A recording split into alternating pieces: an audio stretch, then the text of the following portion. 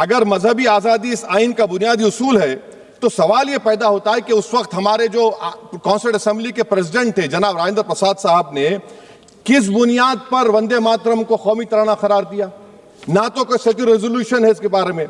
Madam, मैं आपको बताना चाहूंगा कि जुडिशरी क्या कहती है।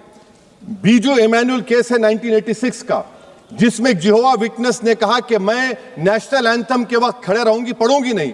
सुप्रीम कोर्ट ने कहा कि उसने कोई गुनाह नहीं किया। वहीं एक 2017 का केस है अश्विनी उपाध्याय का केस सुप्रीम कोर्ट का, उन्होंने कहा गाइडलाइंस दिए जाएं वंदे मातरम पर, सुप्रीम कोर्ट ने नहीं कह दिया। फिर आप आ जाइए madam, prevention of insult act national 1971, इसमें नेशनल सॉन्ग नहीं है, सिर्फ नेशनल एम्बलम और आपका नेशनल एंथम है। फिर आप आ जाइए 40th अमेंडमेंट आर्टिकल 51A 76 में पास हुआ, उसमें भी इसका कोई जिक्र नहीं है।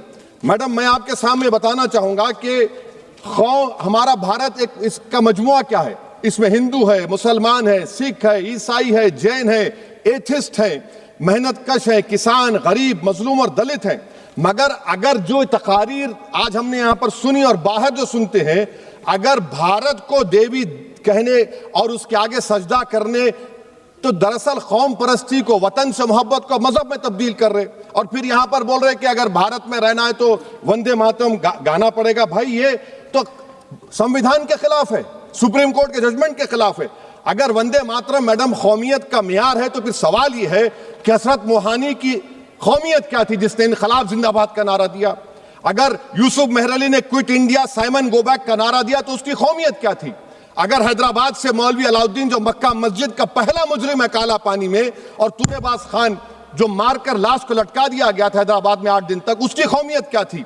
अगर इनायतुल्लाह काफी जो जिहाद का फतवा अंग्रेजों के खिलाफ दिया मुरादाबाद में, जब उनको 2 दिन में फांसी की सजा दी गई, और जब फांसी की सजा के वो जा रहे हैं तो इनायतुल्लाह मौलाना काफी की जबान पर क्या था? वो रसूलुल्लाह हमारे प्रॉफिट की नात पढ़ रहे थे। क्या पढ़ रहे थे? कोई गुल बाकी रहेगा ना चमन रह जाएगा, पर रसूलुल्लाह का दीन हसन रह जाएगा। तो उनकी कौमियत क्या थी? माल्टा की जेल में महमूदुल हसन, हुसैन अहमद मदनी 6 महीने माल्टा की जेल की ग्राउंड में पड़े रहे, उनकी कौमियत क्या थी? अल्लामा फजले खैराबादी का वो सल काला पानी का पुकार कर से पूछ रहा है, जो वहीं पर मर गए, खबर वहां पर है, बताओ मेरी कौमियत क्या थी? मैडम, मैं एक मुसलमान हूं, मैं इस्लाम को मानने वाला बावकार इंसान हूं, और मेरे मजहब की बुनियादी तालीम तौहीद है, ला इलाहा इल्लल्लाह, नहीं है कोई खुदा सिवा अल्लाह के। और कुरान में अल्लाह क्या बोल रहा? इय्याका नाबुदु इय्याका नस्तईन, तुम मेरी इबादत करो, मुझे मानो। मुझे कहां से मिल रहा? आर्टिकल 25 से मिल रहा है। मुझे कहां से मिल रहा है? Liberty of thought, expression, belief, faith and worship से मिल रहा है। तो इसको जोड़ना ये बहुत ही खतरनाक होगा। और हमारे प्रॉफेट मोहम्मद सल्लल्लाहु अलैहि वसल्लम जब मदीने को गए तो उन्होंने उस वतन के लिए दुआ की, कहा कि अल्लाह मदीने की मोहब्बत हमारे दिलों में और इजाफा कर दे, मक्के से ज्यादा कर दे। तो ये इस्लाम, मुसलमान होना, हमारे ईमान में मुल्क की मोहब्बत बीच में नहीं आती, और मुल्क से मोहब्बत है और रहेगी हमेशा। जो अभी बैठ करके ये वंदे मातरम का गान गा रहे थे, मोहम्मद रमजान का भाषण उनके गाल पर एक तमाचा है। यह बता रहा है कि ये कांग्रेस के लोग, ये आप पार्टी के लोग, ये कम्युनिस्ट पार्टी के लोग, ये डीएमके के लोग, ये पूरा इंडी ठकबंधन आज की इस बहस के साथ एक भौंडा मजाक कर रहा था। हिम्मत थी इस बात की आदमी की, मैं बधाई दूंगा सांसद जी को। खोल के उन्होंने कहा कि हम वंदे मातरम नहीं गाएंगे, और यही इस चर्चा का मुद्दा है। अरे छोड़ो पॉइंट ऑफ आर्डर, बैठो। सभापति महोदय, जितना ये डिस्टर्ब करें सब मेरे समय में से बचाया जाए। अब बैठिए, आपका देख की बात। माननीय गृह मंत्री बोल रहे थे, माननीय गृह मंत्री ने कहा, तो आप बोलिएगा। रामायण का जिक्र किया, भगवान श्री राम का उल्लेख किया, और कहा अपि स्वर्णमयी लंका न मेर उच्चते लक्ष्मण, जननी जन्मभूमिश्च स्वादर स्वर्गादपि चिरगरीयसी। हे लक्ष्मण, यह जननी और यह जन्मभूमि मेरे लिए स्वर्ग से बेहतर है। जब भगवान श्री राम की चर्चा हो रही थी तो मैं याद कर रहा था सल्लल्लाहु अलैहि वसल्लम हजरत मोहम्मद साहब को। हजरत मोहम्मद साहब ने क्या कहा, मैं इसको पढ़ना चाहूँगा और मैं चाहूँगा कि हमारे माननीय सदस्य खड़े होकर कहे कि मैं हजरत मोहम्मद साहब को गलत कोट कर रहा हूँ।